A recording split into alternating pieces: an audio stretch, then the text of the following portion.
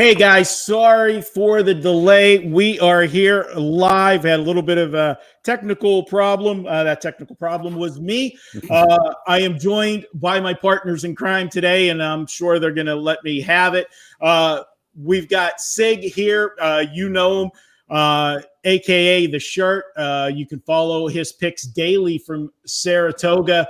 And SIG, good to have you aboard today. How are you doing today?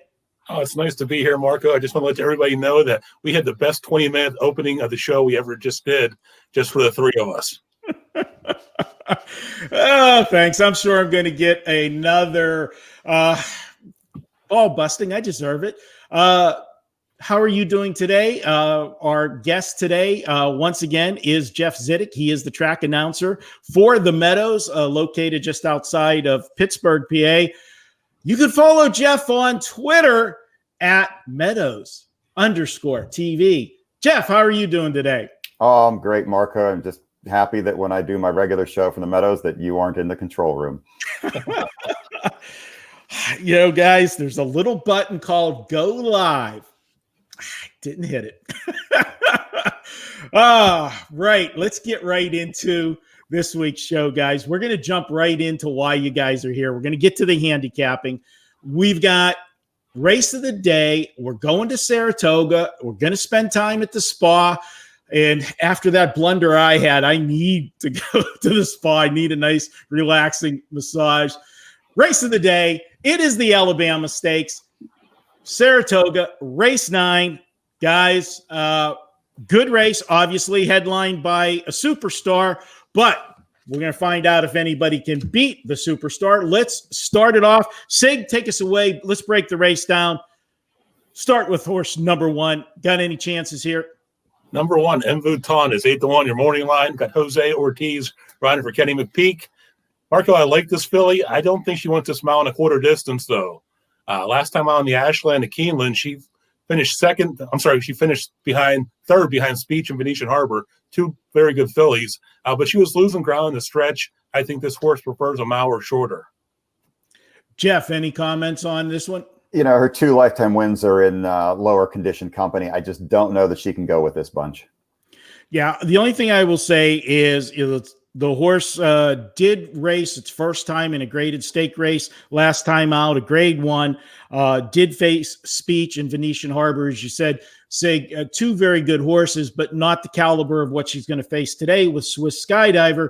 She did finish 3rd in there. If she improves off of that, she could hit the bottom end of the exotics. 3rd, 4th best is where I see her in this one.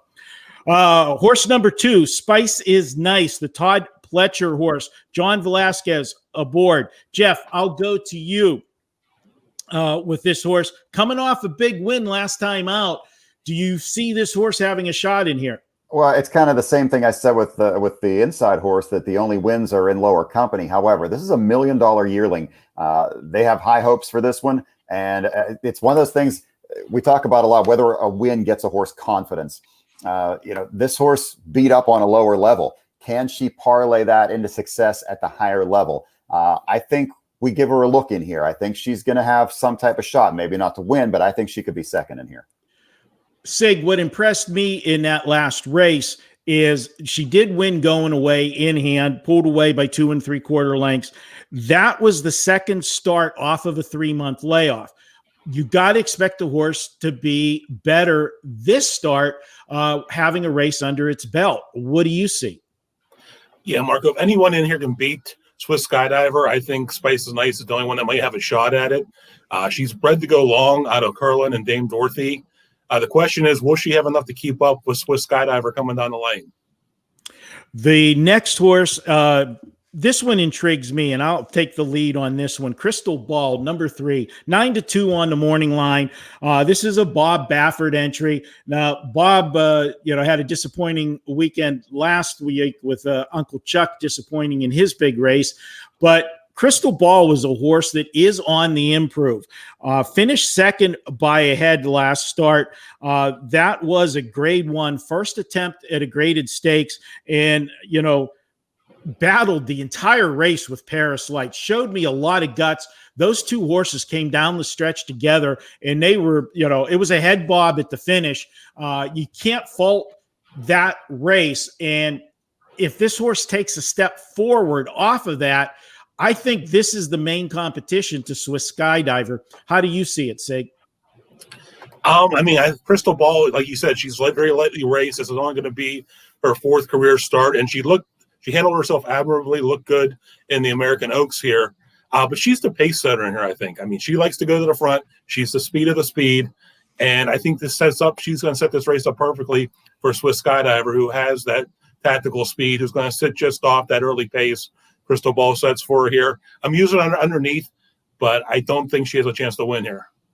Jeff, you mentioned the last horse was $1 million yearling purchase. Here we have a $750,000 purchase.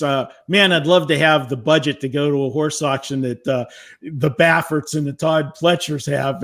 We always use the phrase anytime that I was at a sale, or if you were one of the sales with me and looking at anything, we have champagne taste, but we had a beer budget. Unfortunately, these guys, they don't have that problem. No, this is another expensive one. And I'll tell you what, the thing that most impresses me with this one, her last race was at Saratoga. So you've got a horse that knows the track a little bit. If they needed to make any type of changes in the shoes or anything like that, they've got a race under their belt on this surface, and she did well. And that was also, don't to overlook the fact that was the first time shipping in from California. So this horse should be a little more acclimated now. And I think you're going to see a good mile out of Crystal Ball. Yeah, I just want to elaborate on what Jeff's saying there. That is a big handicapping angle that I like, that if a horse does have a start over the track before a big race, that's always an advantage, because every track has its own little quirkiness things to it, different surfaces. Sig, you always talk about, the turf races, how, some are, firm turf, soft turf, yielding turf, different things. They all have it. Harness racing, we have different tracks. The Meadows is a limestone surface. You go to Lexington, the Red Mile, and you've got that clay. Same way at Pocono Downs, they've got that red clay. It's a different surface, and different horses react differently to it. And sometimes you do need to make shoeing changes for different tracks, just like ladies like to coordinate their outfits. Sometimes you got to coordinate the shoes for the track you're heading to. Sig, let's go. Hey, wait, real quick. The other thing you got to think about too, and I learned this the hard way on the Pennsylvania Fair circuit when I raced around the PA Fairs, but it's the same thing for these bigger tracks. The scenery is different. There are certain little things at each track that pop out that you notice. When we're racing around the fairs, we've got a Ferris wheel here. We've got something else over there. We've got a fried dough stand that would catch Marco's eye. But we've got, different things in different places, these tracks. And so it's very easy for these horses to just take a quick look to the side and be slightly distracted. When you've been a race over that exact surface in that exact surroundings, it makes a difference. Absolutely. And yes, I do like the fried doughs at the fairs, but that only comes after I get my sausage and peppers. Okay. We got to start out with that. Then we get, the fried doughs. All right. Sig, how about number 4, Bonnie South? This is a horse I made a nice score on this horse earlier this year, but really going up in class here. Is making a big step up here in class. But I think this horse should improve off that 4th place finish in the Ashland last month. She was off for almost 4 months prior to that start, so I'm sure there was some rust on her. Cox is winning. Her trainer, Brad Cox, is winning at 24% of the time off a 1 to 2 month break, which this will be for her.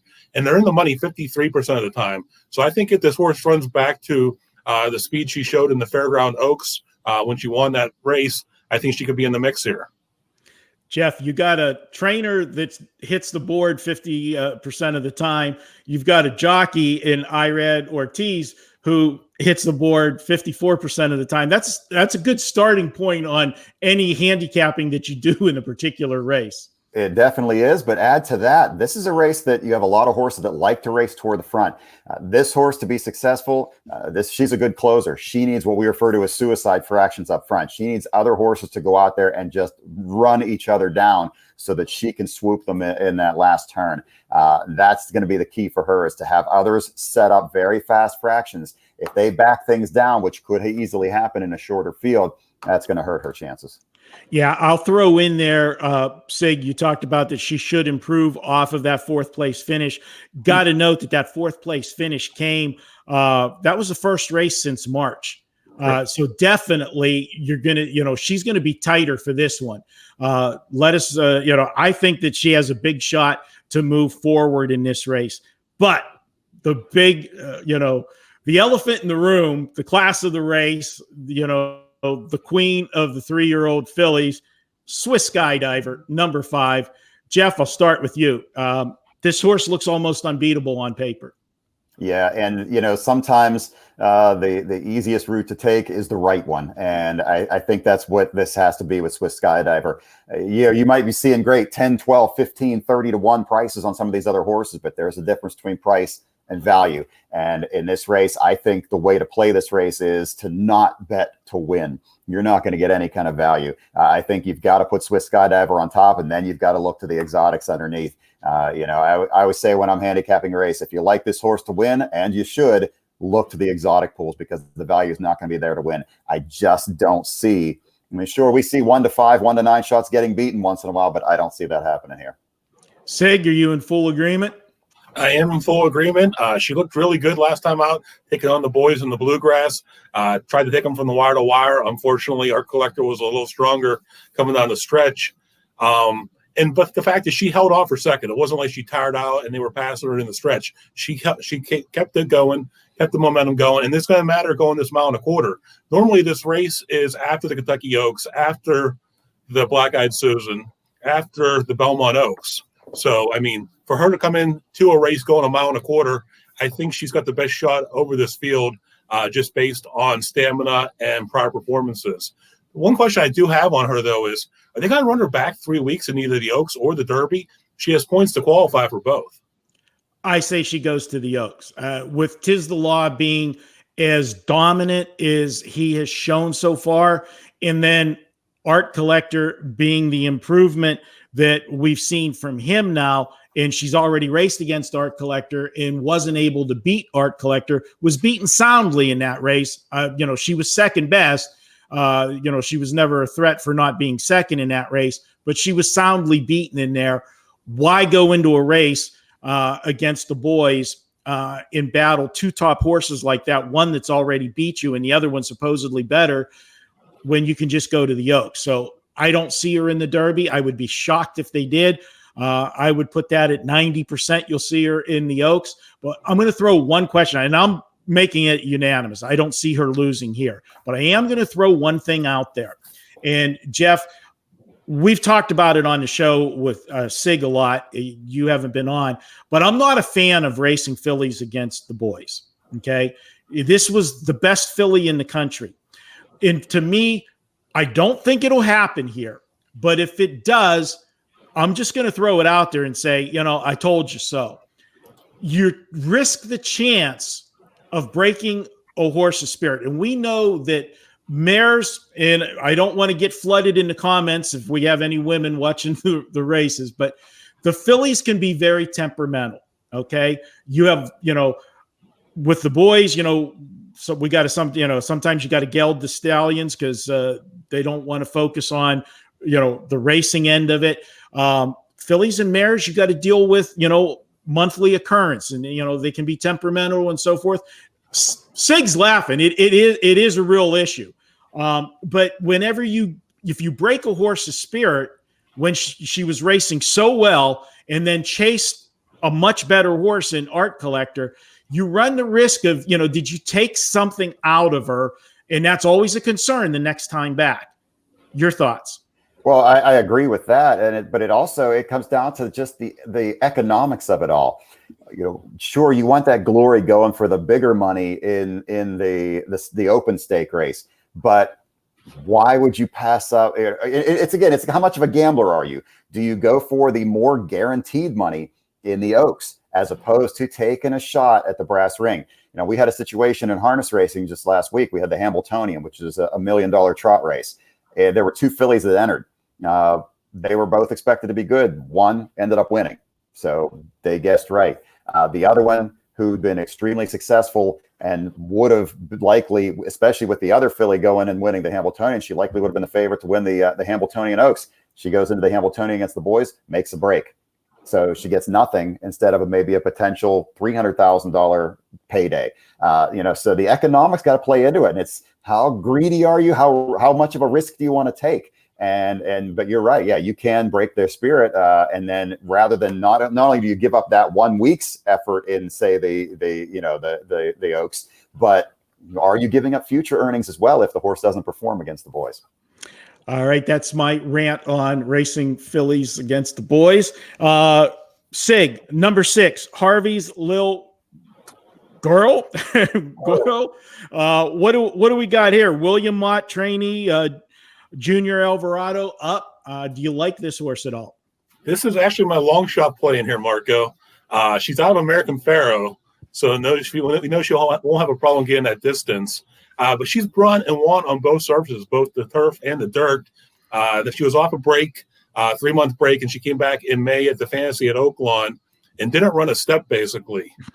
Then she came back. They brought her back in June at Churchill in the Regret over the turf, and she came back to win the race just barely in the stretch there. But I think if Mott can get anything more out of her here, she definitely has a shot here, and I love the American Pharoah breeding. Yeah, as far as distance goes, definitely agree with you on that part. And big turnaround from that first start. There's one thing to be racing off of a layoff and, need a race under your belt, but she ran around the track like she had bricks tied to her. She didn't move at all. Jeff, how do you see the 6 horse? I see it similarly to the situation of Bonnie South, the 4, in that they've got to be conservative at the start. I think they need to stay close to Bonnie South and try to outkick that one. With a horse like this, I think you look at anything you can do to put yourself in a position to be second. I think you forget about worrying to try to catch that front runner because you might burn yourself up a little too much early. Save it for the end. Try to get what you can. And I agree with that thinking. And sometimes that backfires, that it makes it even that much easier for the odds-on favorite because nobody wants to be the sacrificial lamb to run with the good horse. So then you have, the rest of the field sprint for second, so to speak, because the other horse gets, gets easy fractions, makes its move, whether it was on the front end or, was stalking and then, made the move and nobody tried to go with her and gets away from the field. So it becomes a different, that's when the jockeys, they've got to have a strategy, but yet when that gate opens, you've got to be ready to go to plan B because so often things don't happen the way, we plan them. Look at harness racing. You handicap the race beforehand and sit there and you map it out and figure at the quarter pole, the 3 is going to be on top. The 8's going to have left and, dropped in second or had the lead and the 3 retook whatever. And then they get to the quarter and it's 3 different horses, 1, 2, 3 that you thought it, totally changes the race. I've joked with SIG many times. We have live wagering in sports. If I could ever get quarter pole wagering in horse racing, my profit level would go up immensely if we could do that. Last horse in the race, SIG, I'll go to you. Number 7, Fire Coral, 30-1. Steve Asmussen, Ricardo Santana Jr. Looks like a tall order for this one in here. You're right, Marco. I say this every week when we cover the race of the day, that there's a horse, at least one horse that's in over their head, and this is that horse. Only career wins occurred in breaking made in the special weight and then an allowance race. She missed the board in both of her attempts at graded stakes, and she's a toss for me. Jeff, do you agree? 30-1 on the morning line for a reason. Yeah, no reason to waste any more time on this one.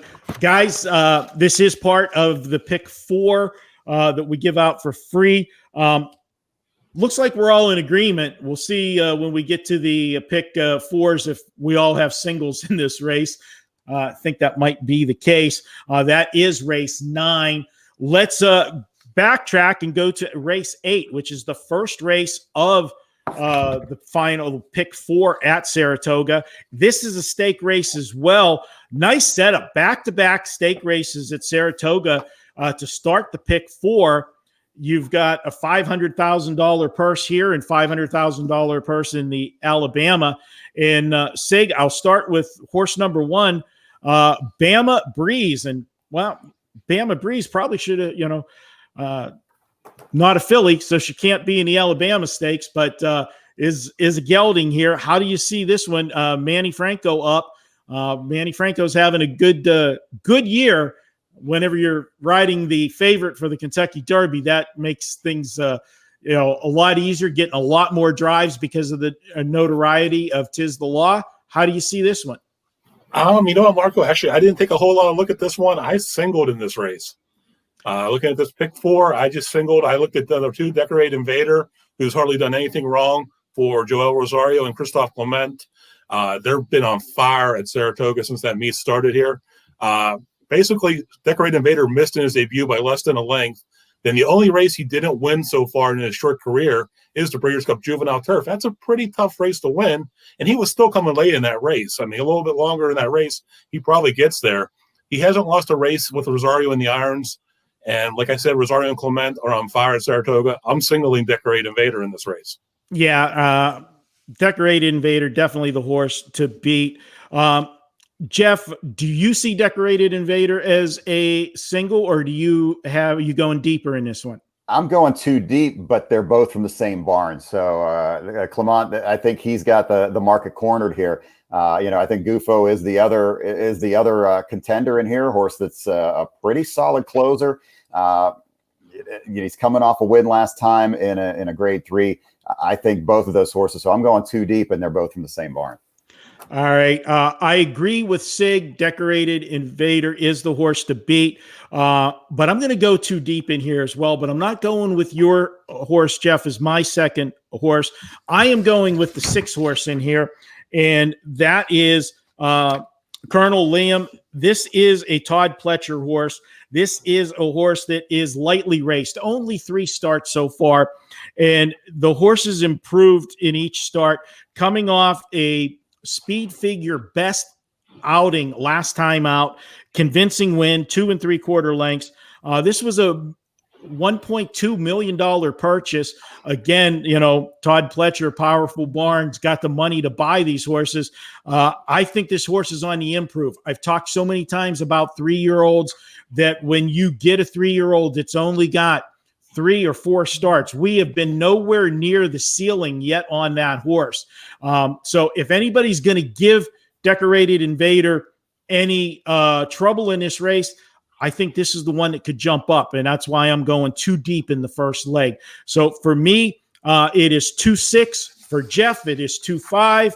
And for Sig, he's rolling with the Invader, Decorated Invader number 2 as a single in his first. And I'll put up everybody's numbers here at the end of we run through this pick 4. We've already talked about the situation with the 9th race. So let's go ahead and head to the 10th race. And Jeff, I'll start with you. Who are the horses that you are looking at? Tell us about your top choice, and then tell us how deep you went in that race. Oh, I'm going with the 2 Shiraz. The Maker Barn reclaimed this one. They lost this horse for 35. He dropped in for 25. They took him back. The key here is the reclaim. They know the horse. They knew him. They believe he can contend at this 40,000 level. You're not going to claim a horse back without a plan of where you're going to race him next. And you're going to go for a win. You want the horse to win. If you claim a horse, you want him to be able to win his next start. They wouldn't have taken him back if they didn't believe he could beat this group. So I like the 2. I'm going to go 3 deep, though. The 9, I think, is live to me. Bust and Shout. He battled last time, and he held on. So he was a very, very game winner. I think he deserves a look today as well. And then the 4, Call Me Harry. First start of the year, hasn't raced since November. Workouts have been okay. He's 2 for 2 at this distance, but a lot of horses have good records at this distance in this field today. But he's 3-1 on the morning line. I think he deserves a look too. So I'm going 3 deep, 2-9-4. All right. Sig, what do you have in the 10th race at Saratoga for your pick 4? Well, Marco, we went single to start this thing, and I think these last 2 races are pretty wide open. I am deep here. I'm 7 deep in this leg. I went with 1 Maxwell Esquire on top. He's 5-2 on your morning line. Again, Rosario riding for Christophe Clement. He won his last out here last month in a non-winners of 1 allowance. And Rosario and Clement, like I said earlier, are 59% in the money in this meet. I think he's definitely one of the horses to beat. I did use Jeff Shiraz, the 2 horse, also the 5, the 4. I used the 8 Royal Asset. Tyler Gaffleone's hopping on for Tom Morley. Definitely a jock upgrade with Gaffleone, who's always dangerous on the turf. And he was just nipped at the wire last outing here at this distance. Also used 2 more horses here, the 9 Bust and Shout that Jeff mentioned. And I used a big long shot in here, the 7. I think it's Keon BC, 15-1 the morning line. He won his last out at Belmont in a 7 furlong race. He's been consistent, though. He hits the board in 6 of his last 7 races, dating back to 2018. So we're 7 deep in this leg. Yeah, that's it is a competitive race, but I went deeper in this one. I didn't go as deep as you did, Sig. I landed on the same horse as Jeff, the number 2 horse. And Jeff, you talked about them taking the horse back. That's always a good sign on a claim. One asterisk to it is I like to see them take the horse back at the same price. They actually got to take the horse back for $10,000 cheaper. That's one, and this is something you see more in thoroughbred racing than we see, Jeff, in harness racing, because we don't have those as big a purses on a daily basis that thoroughbreds do. And many times in the claiming game, in thoroughbred racing, guys will claim a horse for $35,000 or, 16,000 and then drop it in a 12.5 simply because they'll risk the loss on the purchase price because the purse is so big. They still turn a profit if they lose the horse in that race. And he did win that race that he got claimed back in. So the guys that took a $10,000 hit on putting him back in for 25,000 didn't lose money. And these guys got their horse back and made $10,000 for doing nothing. So it was a smart business decision, but it is a good sign to tell you that this horse is sound. They're not claiming a horse back that had problems. And sometimes in the claiming game, a horse might have a few problems, he's race sound, but he's not 100% sound. And, when you get one claimed, sometimes you're happy and you're waving bye-bye as the horse is going to another barn. But that's not the case here. So I am with the 2 as well. The horse you put on top, Sig, is my second choice, Maxwell Esquire. How can you not bet Christopher Clement horse on a turf race with Joel Rosario up at Saratoga this meet? I mean, if that's all you did the entire meet, you've made a profit. Okay. They have been hot. What a connection. And then trying to find a little bit of prices in this race.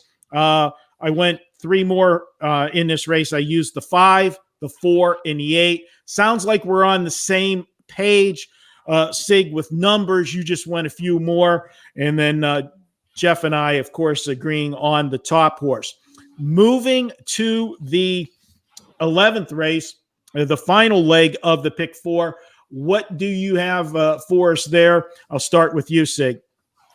Well, I went 7 deep here again, hoping to catch a price here with those 2 singles early in it. But there is a chance I'm probably going to play some tickets with just this horse on top. I used the 4 Bricko by the 2 on the morning line. Luis Saez riding for trainer Jim Bond. He just missed last month by a neck and showed a lot of character fighting down the stretch in his race. I think a repeat performance, and he breaks his maiden on Saturday. But you know how these closing races on the pick 4 and pick 5 are, these maiden claimers, always weird stuff happens. So I'm going to take a shot here, use some other horses, and hopefully catch a price. Use the 8 horse, Mommy's Jewel, the 6, Michael's Bad Boy, the 3, Brickyard, 15-1. I like the jock upgrade. Ricardo Santana's hopping on. The 9, High Tone, the 12, Sid Finch at 12-1. Again, Tyler Gaffleone on the turf. And I also, my last one in here, I threw him on the 1, Perfect Bankers, 20-1, your morning line. It's his first time for trainer Tom Albertani going to maiden claiming. So he's also going from moving to the route from the sprint. So I don't know. I just had a feeling when I read the lines on him that he had a shot here to maybe blow the board up and make that ticket pay. Sig, I just put your graphics up for your pick 4. Your ticket consists of you're doing a single in race 8, you're doing the single in race 9, you're going with the 2, then in race 9, 5, race 10, you're going 1, 2, 5, 4, 8, 9, 7, and then rounding it out with 4, 8, 6, 3, 9, 12, 1. That ticket costs $24.50 and shows you how deep you can go on tickets, because that's one of the cheaper tickets, that we've had on our Friday free picks. And you got a lot of horses in 2 races, but those 2 singles bring the cost of that ticket way down. Jeff, go ahead, Sig. Sorry. I'm just hoping we get Decorated Invader and Swiss Skydiver home and then bomb. Bomb for sure. Jeff, give us what you're looking at in race 11. Well, I think the 4 Bricko should be the heavy favorite in there, but I've been burned way too many times in the last leg of a pick 4 by a heavy favorite. So I've learned my lesson, and I'll add a couple others in there because the cost isn't that much. But I do think the 4 is the class of the race. I think the 8, Mommy's Jewel, deserves a look. The 3, as Sig said, also 3 Brickyard, 15-1 morning line. That could be some value there. A horse that was 7th last time out, but really wasn't that far back. And then the other number I threw in there, which may not come into play, so this could make my pick a little bit less expensive, the also eligible 14 Night Spot. Night Spot is a first-time starter. Couple of decent works. I see a first of 22, a bullet work on the 8th of August at a training center. So, there is a horse that I think I don't want to completely overlook. I don't know if the horse can win, but for the added cost of throwing this one in case the horse gets into the race, I'll throw the 14 in there as well. And Jeff's ticket is, you can see it on the screen right now, 2-5 in the first leg, race 8, singling the 5 in race 9, 2-9-4 in race 10, and then closing it out with 4, 8, 3, 14, and noting the 14 is and also eligible, so may not draw into the race. And that ticket cost a very economical $12 for Jeff's ticket. Good stuff, Jeff. Looking for me, what I am looking at I agree with the 4 on top in this one. To be honest with you, I was back and forth between the 4 and the 8. Mommy's Jewel. Joel Rosario aboard this one. I like the horse. This is coming into 3rd start off the layoff. I like that pattern. Last time out, they went with the horse, put the horse on the front end, got caught in deep stretch, finished 3rd. But the class of the race does appear to be the 4 horse, and this is a horse as well that is coming off of 3rd start off of a layoff.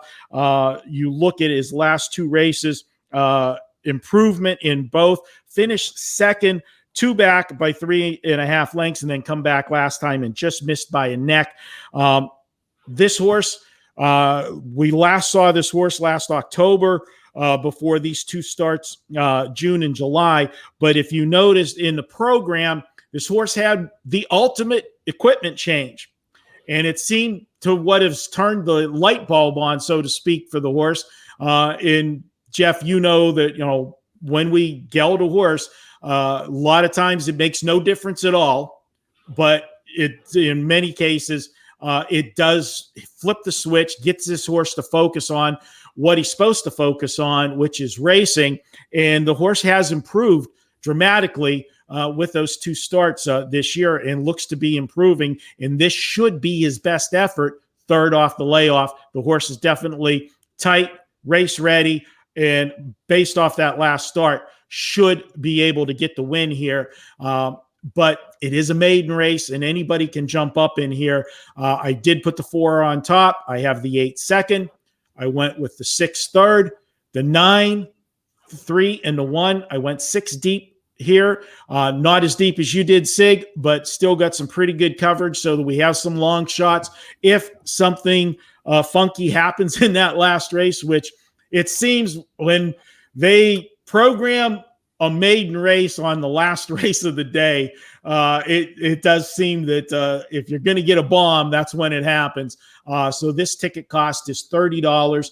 Obviously, for me, I'm hoping the 6th horse wins the first leg, because that'll automatically increase the value of all of my combinations dramatically if we get the Invader upset in the first leg. I know you don't want to see that, Sig, but if it does happen, I hope it's the 5 or the 6 with me and Jeff getting their over-decorated Invader.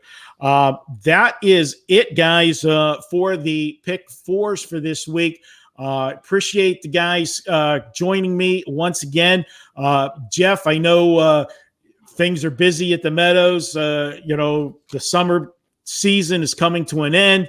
You guys will be changing your race schedule. Right now, you don't race on Fridays. You've been racing on Saturdays, and that's allowed you to join us for some of the Pony Pundit shows. That'll be stopping in the coming weeks when you guys resume Friday racing and drop Saturday. Yeah, but we're still racing on Saturdays for now. So, hey, everybody watching this, looking at Saratoga, but in between those Saratoga races tomorrow, check out some of our Meadows races. I'll have my value plays posted on my Twitter page tomorrow. So take a look at our Meadows races. If you don't play much harness racing, we've got a lot of stakes tomorrow, so worth a look. Yeah, Jeff, I got to give Jeff credit with his value plays. He puts them out free on Twitter. He's a great follow. You can follow him on Twitter at Meadows_TV. Check it out. Appreciate you guys watching. Also for SIG Las Vegas, be sure to check out SIG. Remember, you can get SIG's daily race report every day, $9 at Wager Talk when Saratoga's running. And then once the Saratoga meet's over, he'll be picking up shop and heading to another track and focus in on that one. But you can check out his stuff every day. Full card racing. He covers all the races, daily best bets, value plays, pick 4s, pick 5s, daily doubles. Yes, you might say, maybe SIG has a little bit of a gambling problem, but when you're winning, there's no problem at all. So check out SIG daily at wagertalk.com. And don't forget, SIG's got a special offer for you guys. You can pick up a full year of SIG's races, his card, $399. Instead of buying daily at $9, pick up a whole year for $399.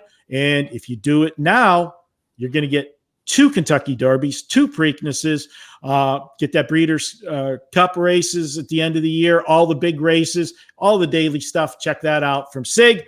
For Jeff Zidek, for SIG Las Vegas, I'm Marco D'Angelo. You can follow me on Twitter at Marco in Vegas. That's been the Pony Pundits show for Friday, August 14th. We'll be back next week, 1 o'clock Eastern. Don't forget to check out all of the daily shows at Wager Talk. We have shows daily, noon and 3 Eastern. Check them out. Shows covering everything: baseball, basketball, football, hockey, soccer, you name it. We've got it covered. Check it out, the daily shows. We'll be back next week, guys. Thanks for tuning in.